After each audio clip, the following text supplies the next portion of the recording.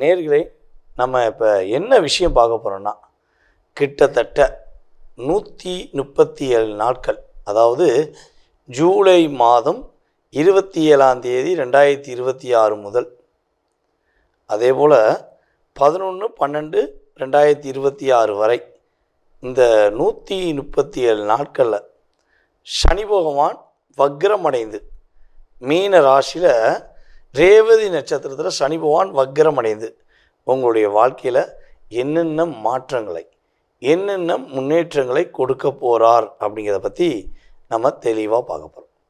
பொதுவாகவே பார்த்திங்கன்னா, சனி பகவான் வக்ரம் பெற்றுட்டாலே நிறையா பிரச்சனையை எதிர்கொள்ளணுமோ, நிறைய போராட்டத்தை எதிர்கொள்ளணுமோ, ஏதேனும் பெரிய பிரச்சனை வந்துருமா அப்படிங்கிற ஒரு கேள்விக்குறி எல்லாருக்குமே வரும். அப்போ அந்த கேள்வி உருவாகும்பொழுது அதற்கான பதிலும் வேணும்ல. ஸோ அப்படி பார்க்கும்போது பார்த்திங்கன்னா, நம்மளுடைய வக்ரம் பெற்ற சனி பகவான கிட்டத்தட்ட 96 நாட்கள் நம்மளுடைய குரு பகவான் கடகராசியில் உச்ச வீட்டில் அமர்ந்து தன்னுடைய 9ஆம் பார்வை மூலமாக 96 நாட்கள் பார்க்க, மீதி உள்ள 41 நாட்கள் மட்டும்தான் குருவின் பார்வை சனி பகவானுக்கு கிடைக்காது. அப்போ இந்த 41 நாட்கள் நீங்கள் என்னென்ன விஷயங்களில் கவனமாக இருக்கணும், இந்த 96 நாட்களில் நீங்கள் என்னென்ன விஷயங்களில் நன்மை அடைய போகிறீங்க, என்னென்ன மாற்றங்கள் உங்களுக்கு ஏற்பட போகுது அப்படிங்கிறத சனி வக்ர பயிற்சி காலம் என்று சொல்லக்கூடிய இந்த 2026 உங்களுக்கு நம்முடைய திருக்கணித பஞ்சாங்கப்படி சனி பகவான் வக்ரம் பெற்று என்னென்ன முன்னேற்றங்கள் கொடுக்க போகிறாங்கிறத தெளிவாக பார்க்க போகிறோம்.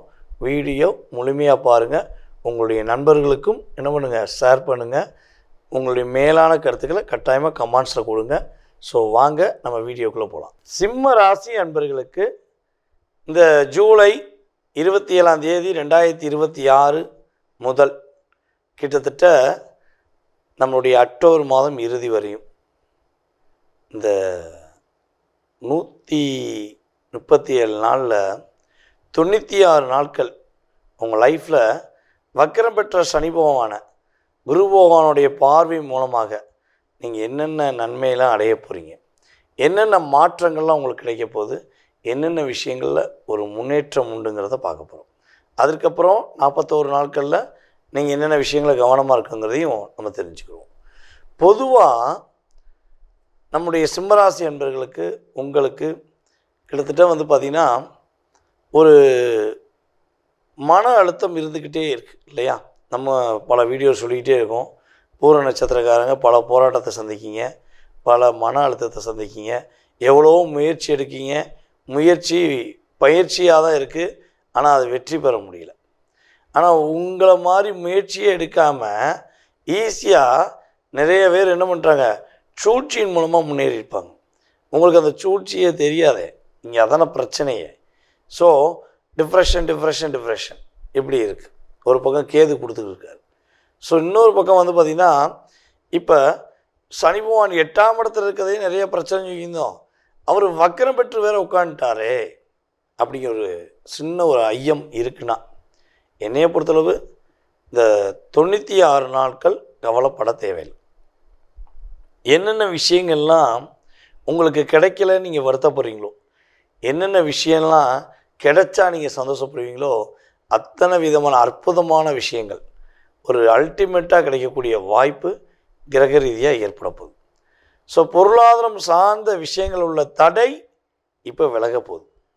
அதே போல் திருமணத்துக்காக காத்திருக்கின்ற நம்முடைய சிம்மராசி அன்பர்களுக்கு உங்களுக்கு பிடித்தமான வாழ்க்கை துணை அமையக்கூடிய வாய்ப்பு கிரக ரீதியாக உண்டு.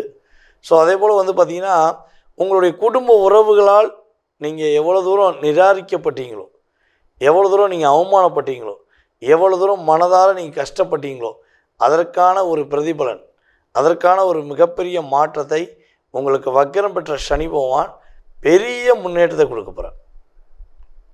உங்களை காயப்படுத்தினவங்களுக்கு சரியான பாடத்தை கொடுக்கக்கூடிய அளவுக்கு அவங்களுடைய செயல்பாடில் ஒரு லாக் அப்படிங்கிறது கிரக ரீதியாக ஏற்பட போகுது.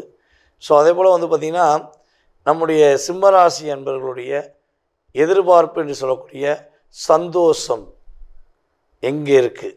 இதுதான் கேள்வி. கிட்டத்தட்ட ஒரு ஒரு 9-10 மாத காலமாக சந்தோஷம் எங்கே இருக்குது அப்படிங்கிற கேள்வி தான் அதிகமாக ஓடியிருக்கு. ஸோ அந்த கேள்விக்கான விடை உங்களுக்கு இப்போ வக்ரம் பெற்ற சனி பகவான் மூலமாக, குருவின் அருள் மூலமாக உங்களுக்கு கிடைக்க போகுதுங்கிறது உண்மை. ஸோ அதே போல் குழந்தை பாக்கியத்துக்காக காத்திருக்கின்ற நம்முடைய சிம்ம ராசி என்பவர்களுக்கு குழந்தை பாக்கியம் கிடைக்கும்.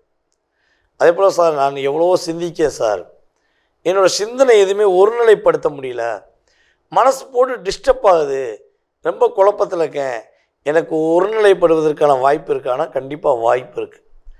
மனம் ஒருநிலைப்பட்டு வாழ்க்கையில் மிகப்பெரிய மாற்றத்தை சந்திக்கக்கூடிய வாய்ப்பு இந்த கிரகங்களுடைய வக்கர பயிற்சி காலங்களில் உங்களுக்கு உண்டு. சரியா? அதே போல் சிம்மராசி பெண்களுக்கு தன்னுடைய கணவருடைய குடும்பத்தார் மூலமாக ஏற்பட்ட அழுத்தம், போராட்டம், பிரச்சனை எல்லாம் காணாமல் போகுது. கவலையே பட தேவையில்லை. சரியா? உங்களுடைய குடும்ப உறுப்பினர்கள் உங்களுக்கான அங்கீகாரம் கொடுக்க போகிறாங்க. உங்களுடைய மேலதிகாரி உங்களை டாமினேட் பண்ணியிருக்காங்க, உங்களை டிஸ்டர்ப் பண்ணியிருக்காங்க அப்படின்னு யோசித்தீங்கன்னா அந்த யோசனைக்கு ஒரு முற்றுப்புள்ளி வச்சுருங்க. ஏன்னா சரியாக போகுது. ஆட்டோமேட்டிக்காக அதாவது கிரகங்கள் உங்களுக்கு என்ன பண்ணுறாங்க, மிகப்பெரிய வலிமையை கொடுக்குறாங்க, ஆட்டோமேட்டிக்காக சரி பண்ணுறாங்க. அப்படிங்கிற நிலைமை உங்களுக்கு உறுதியாக உண்டாக போகுது. சரியா? அப்போ நம்ம சிம்மராசிக்காரங்க என்ன விஷயங்களை இந்த 41 நாட்கள் கவனமாக இருக்கணும் அதை சொல்லிடுங்க. அப்படின்னா சொந்தமாக தொழில் தொடங்கணுன்னு ஆசைப்பட்டீங்கன்னா தாராளமாக தொடங்கலாம். ஆனால் பார்ட்னர்ஷிப்பில் மட்டும் தொழில் தொடங்குவதாக இருந்தால் ஒரு முறைக்கு 5 முறை யோசிக்கலாம், அல்லது ஒரு முறைக்கு 50 முறையாக யோசித்து என்ன பண்ணணும், அட்வான்ஸ் கொடுக்கணும். அது ரொம்ப ரொம்ப முக்கியம்.